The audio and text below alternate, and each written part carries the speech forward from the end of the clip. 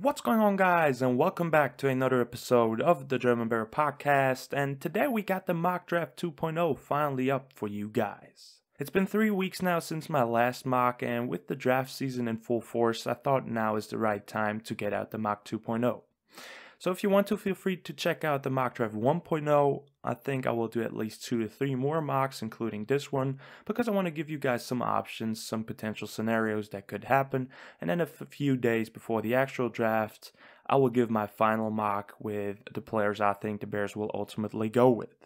In the 2022 NFL Draft, the Chicago Bears hold the picks number 39 and 48 in round 2, number 71 in round 3, number 148 and 150 in round 5, and 186 in round 6.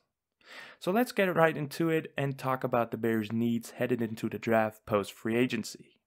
And the biggest ones are still offensive line and wide receiver, in my opinion. You need to protect Justin Fields at all costs, and he needs to develop in year 2 in order for him to be the franchise quarterback. Because if he doesn't show any progress, we will have a bigger problem than before with not knowing what the quarterback position holds for the future. Cornerback is still a need as well, but after free agency and with the signing especially of Tavon Young, I feel a bit better about the situation there. We still need a second outside corner, but there's still many good ones, potentially cheap free agent corners on the market, as well as Thomas Graham Jr. on the roster, who showed a lot of promising stuff last year. So right now I think it's the best to bring in a vet and let him and Thomas Graham Jr. compete for the starter job. This should solve the problem for at least 1 year, and then if it isn't solved, you can attack it next offseason, because we got so many holes this offseason and just a limited amount of draft cap to fill out these needs, so corner might be a need to attack later, but not at the beginning.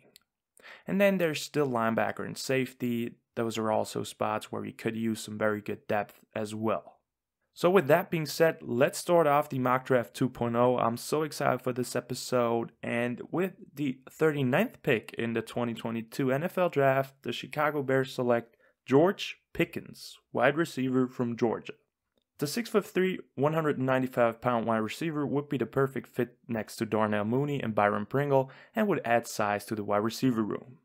He would be your Allen Robinson replacement with a bit more speed. And yes, Pickens is gaining some first-round buzz, just like Christian Watson did from North Dakota State, but I think with such a deep draft class, especially like it is this season, a talent like Pickens really has a shot to fall to the Bears at 39. Pickens has a bigger frame with long arms and offers great hands.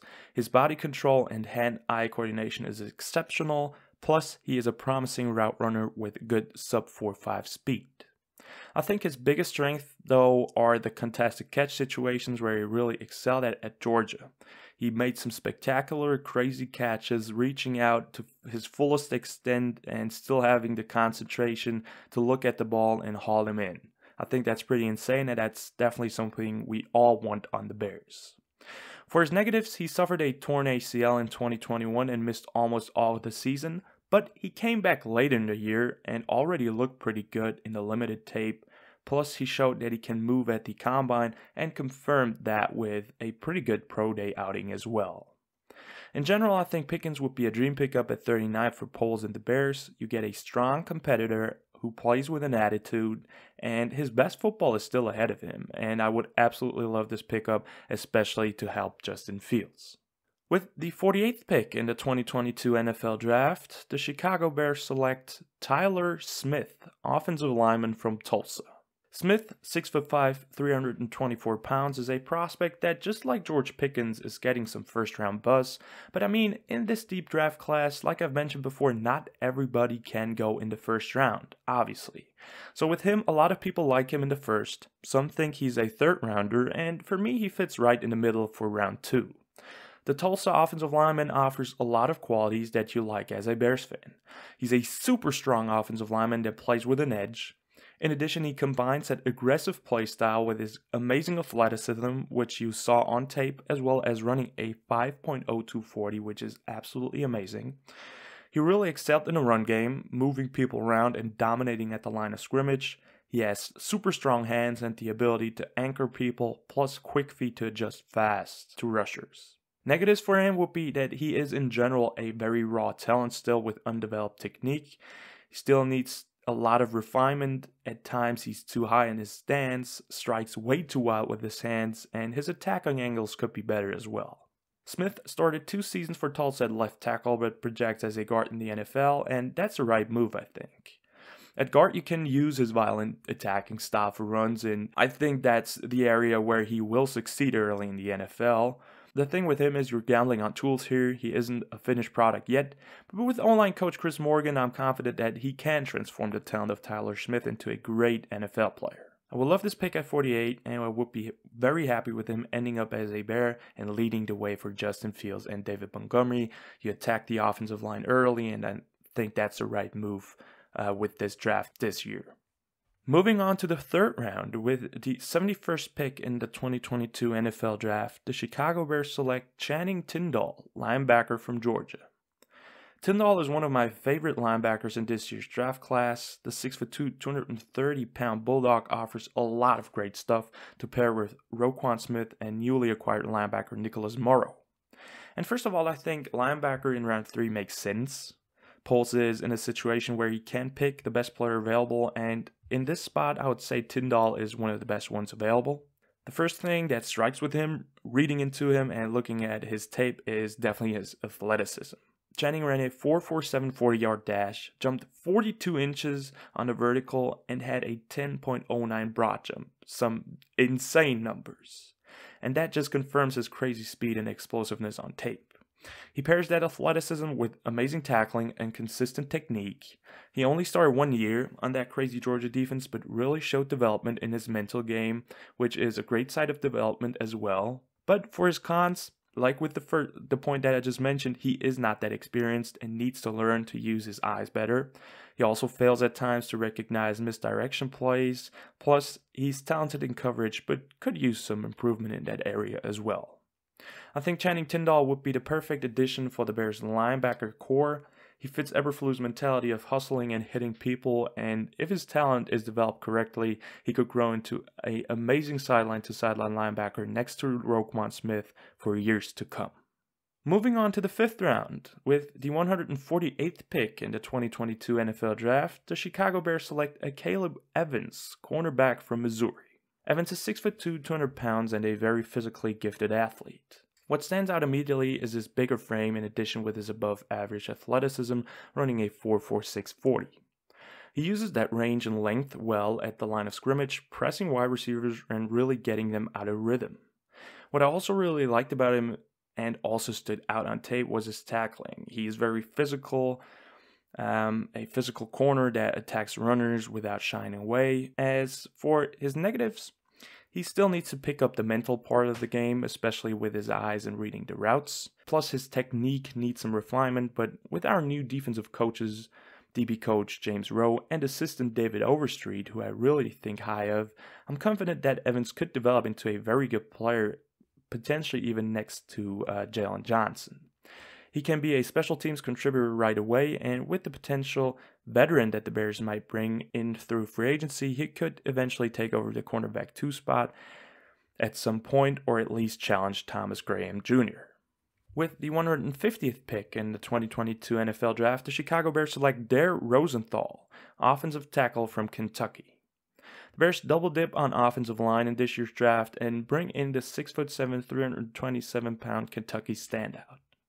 And the thing with Rosenthal is you're gambling on pure tools. But we're in round 5 and I'm fine with taking a player that has the potential to be a superstar over a player that maybe is more probable to succeed but a more average offensive lineman in the end.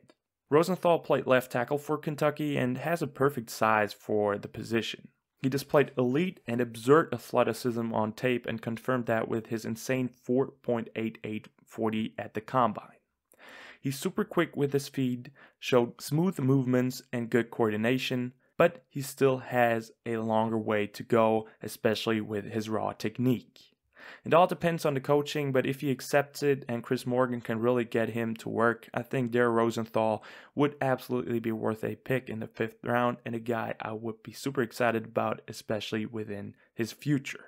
And with the last pick, with the 186th pick in the 2022 NFL Draft, the Chicago Bears select J.T. Woods, safety out of Baylor. Woods is a 6'2", 195-pound safety and would be a player that could have an impact pretty early in his career as a rotational safety for the Bears. I'm not sure if he will be there in round 6, but due to the positional value, I think everything is possible and there is a true chance. He's hyper athletic and showed out at the combine running a 4.3640 at his size. In addition, he offers great length for the position. His tackling is good and he really can lay the wood. He's also pretty talented in coverage and show good understanding for the game. But for his negatives, he can get stiff when flipping his hips and could improve with finishing tackles. In general, JT Woods would be a great late round steal with early on special teams value and the potential to become a valuable rotational safety early on as well. So, that's the end of the draft, guys. I think in general a very solid one that attacks almost every need and fills them with quality players. In this scenario, you would get a potential wide receiver 1 with George Pickens, a starting guard with huge upside in Tyler Smith, a starting linebacker with lots of potential in Channing Tyndall, and in your later rounds you gamble on some tools and trust your coaches to develop these crazy talents that these guys got, but it's worth the risk. And if all of those guys, or even just one guy, would plan out in the later rounds, this would be an amazing draft already. And I really believe that the guys we took with the first 3 picks would be guys that make an early on impact in the NFL and really could become superstars in the league. But that wraps up the episode, guys. I hope you enjoyed the mock draft 2.0. It was so much fun digging into the draft once again. Stay tuned for the mock draft 3.0. I don't know if there would be a 4.0, but definitely, like I've mentioned before, I will do one more just right before the draft to give you guys my opinion who the Bears will ultimately go with. But thank you guys for tuning in. I hope you've enjoyed this episode. Like and subscribe if you liked the video. Check out Instagram for the latest news. I will keep you updated on all of the latest that will happen about the Bears. And as always, guys, bear down.